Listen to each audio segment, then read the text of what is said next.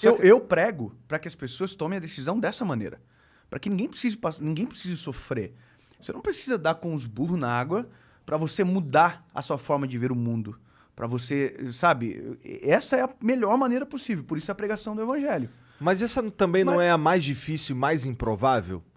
Depende, cara, depende. Eu entendo o que você está falando, porque a fé, ela também, em algum momento, ela vai ignorar um pouco da razão.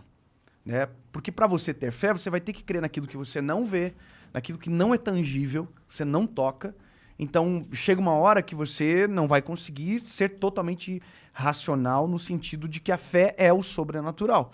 Né? Então, você não vai conseguir dizer o tamanho, como é, entendeu? É uma perspectiva. Então, o aceitar a Jesus de verdade, cara, é quando você... Romanos diz, aquele que confessa com a boca e crê com o coração para a justiça. Essa é a parte difícil. Então, mas aí é uma decisão. É uma decisão construída pela tua convicção, seja no primeiro momento, por exemplo, do C.S. Lewis, ou construído por uma experiência muito profunda com o Senhor, de um socorro, de um milagre, que foi o que aconteceu comigo. Quando você olha os evangelhos, você vê pessoas que foram constrangidas pelo amor de Jesus e somente pelo amor e pela pregação do evangelho, assim como você vê que pessoas que tiveram que ser curadas de alguma enfermidade primeiro. Entendeu? Então tinha gente que estava doente, passou pelo caminho de Jesus, Jesus curou e aí começaram a segui-lo. Mas entende que são experiências antagônicas, diferente da outra, mas que o fim, na verdade, é o mesmo. Entendi. É que, assim, na minha cabeça, esse lance de, pô... Tá. Eu acredito em Deus, de verdade. Minha mãe é da igreja e tal. Ah, é? Fui pra caramba pra igreja. Qual igreja? Cara, hoje ela vai na Nova Vida, eu acho. Uma Acho que igreja é Nova evangélica. Vida. É, igreja evangélica. Nova Vida, mas ela... E foi bastante também na Metodista. E você passou, teve Assembleia. bastante tempo dentro da igreja também, ou pouco? Cara, então, a minha história, ela é mais... Eu ia porque minha mãe tava mandando eu ir. Essa é a verdade. É a história de todo mundo, na maioria das vezes. Essa é a verdade. Eu ia muito mais porque ela mandava eu ir. Sim. E aí tinha vezes que eu... E por isso, talvez pra mim seja um pouco difícil entender esse aceitar racionalmente, porque... Eu não sei, parece que precisa ter uma experiência ali que vai te mudar de alguma forma.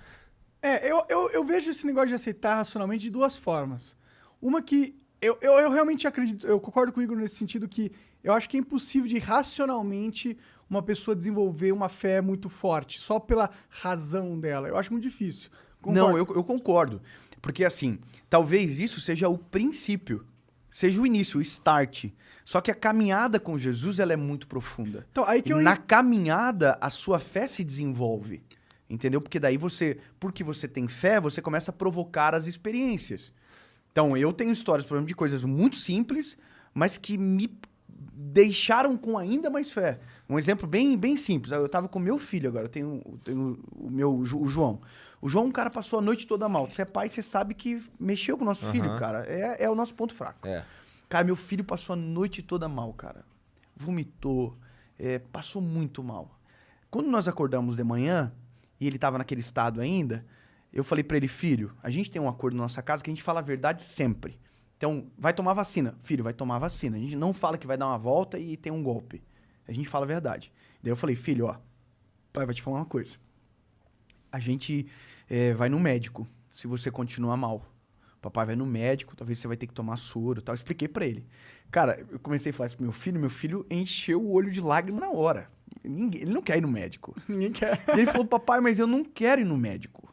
E já chorando, cara. E eu já fiquei...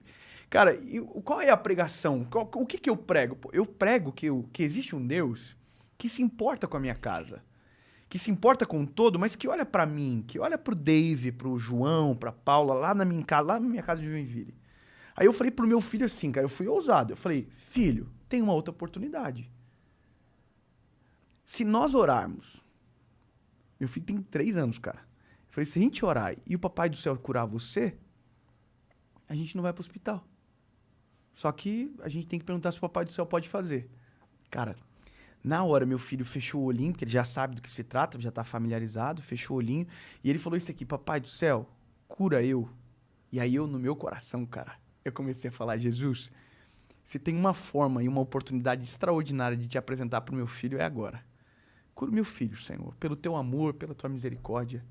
Cara, eu falei amém junto com meu filho, foi muito simultâneo. Quando eu falei amém, cara, eu vi o olhar do meu filho mudar. O semblante dele mudou. E ele falou assim pra mim, papai do céu me curou, eu tô bom. Eu falei, você tá bom mesmo, filho? Tô bom, papai. Aí eu falei pra minha esposa, amor, traz uma fruta pra ele comer. Aí minha esposa trouxe uma banana, ele comeu a banana, não vomitou. E acabou. Aí, cara, olha que doideira. Eu fiquei... Imagina, meu coração, né, cara, como pai e como um pregador do evangelho, pra mim não tinha... Eu queria contar pra todo mundo aquilo, né? E aí foi muito legal, porque daí meu outro filho, Noah, ficou dodói esses dias. E aí o meu filho, o João, falou pra mim, e aí, papai? Vamos orar pelo Noah? Caralho. Entendeu? Agora nós estamos assim, mano. Deu treta, a gente tem que orar primeiro antes de ir pro médico. Legal. Mas é maravilhoso, cara. Então, por isso que eu digo, a construção do caminho pode nascer de maneira simples, de maneira pequena. Ninguém começa crendo de uma forma absurda também. Tem o processo, né? Então, pelo que você tá falando... Por isso o discipulado é importante também. Uhum. Porque o discipulado na caminhada, ele vai solidificar a tua fé. Vai trazer alimento pra fé, entendeu? E eu acho que também, entrando na parte do racional para você acreditar, eu acho que ele é importante porque a partir do momento que você tem essa transformação, ok, acredito em Deus e Jesus, aceito e tal, a vida ainda vai te dar muitos desafios Vai. que vai fazer você ter que racionalizar essa sua fé para você entender como que a sua nova fé adquirida traduz as experiências, como que ela vai te guiar, entendeu? E nesse momento você precisa da lógica, você precisa do raciocínio. Quer ver, cara? Tem muita gente que pergunta isso e fala comigo sobre. Cara, se eu aceitar Jesus, a minha vida vai mudar? Vai mudar. Mas e aí, cara, eu posso perder o emprego? Tipo assim, pode dar alguma coisa ruim? Meu filho pode ficar doente? Eu posso ter uma perda na minha família? Eu posso bater de carro? Porque na cabeça das pessoas... Tipo, tu virou o super-homem. E não é, cara. A nossa vida continua sendo exatamente a mesma nesse plano. Nós somos suscetíveis às mesmas coisas, às mesmas enfermidades. Covid veio aí pra mostrar, pô. Não morreu só gente que não conhece Jesus. Morreu pastor, morreu evangelista, missionário, morreu todo mundo. Então é isso. Vírus não faz distinção. Então, o que a fé muda? O que Jesus vai mudar, então? Essa é a parada. Pô, então se a minha vida não vira um mar de rosas, no que ela muda? Ela muda primeiro a minha eternidade. Agora eu sou eterno. Eu sei que existe algo a mais e que isso aqui é breve. Mas existe uma outra coisa, que é a tua perspectiva sobre o caos. A perspectiva sobre o caos se altera, cara. Se o cara que ele é racional e ele é só racional, ele olha uma pandemia, ele faz a conta, ele vai dizer, vai morrer tanto. E ele vai ficar louco com aquilo, cara. Porque pra ele aquilo é impossível de reverter. A lógica, ela é exata. Agora, pra quem tem fé, cara, pra quem tem fé é diferente. Pra quem tem fé, ele pode até fazer a conta, mas ele crê que pode ter o sobrenatural. E isso transforma a nossa forma de viver, torna a gente mais leve, entendeu? Então, igual eu, meu filho ficou doente, eu sofri um capotamento de carro já. Sério? Recente? Não, faz uns 3, 4 anos, mas eu sofri, mas eu já pregava o evangelho. Eu tava indo, inclusive, pregar a palavra, e o meu carro capotou. Um homem bêbado bateu na gente na estrada, e não foi uma coisa simples, foi, assim, sinistro, cara. O carro capotou... Veio outro carro e bateu. Depois eu entrei no carro pra pegar o telefone e veio outro carro e bateu. Cara, Caralho. sinistro. É história absurda. Caraca. É. E Deus nos livrou. Tava de Então, noite. olha só. Essa é a questão, ó. Uma pessoa normal... Se você é uma pessoa normal, mas que a gente é tudo doente, né, na cabeça, né? Mas, uma pessoa que não tem fé. Vamos falar assim. Uma pessoa que não tem fé. Pô, ela sai de um acidente, ela fala, caraca, mano. Se eu tô com um carro mais simples, não tinha acontecido. Mano, esse airbag aí me salvou. Entendeu? O cara olha pra tudo pro que é racional. Eu, cara, sabe como eu saí do meu carro? Eu vou falar uma coisa pra você. Foi o primeiro carro bom da minha vida que eu tive. Foi o primeiro carro que eu consegui comprar, que eu escolhi, que eu quitei. Foi o primeiro carro que eu fiz seguro. Eu tava 4 meses com o carro. Era o sonho da minha vida, aquele carro. Mano, o carro tava de perna pro ar, assim. Eu saí do carro, sabe o que eu falei? Cara, eu comecei a chorar, abracei minha esposa, depois de tudo. E a gente só sabia fazer uma coisa. Deus, obrigado porque o Senhor me livrou.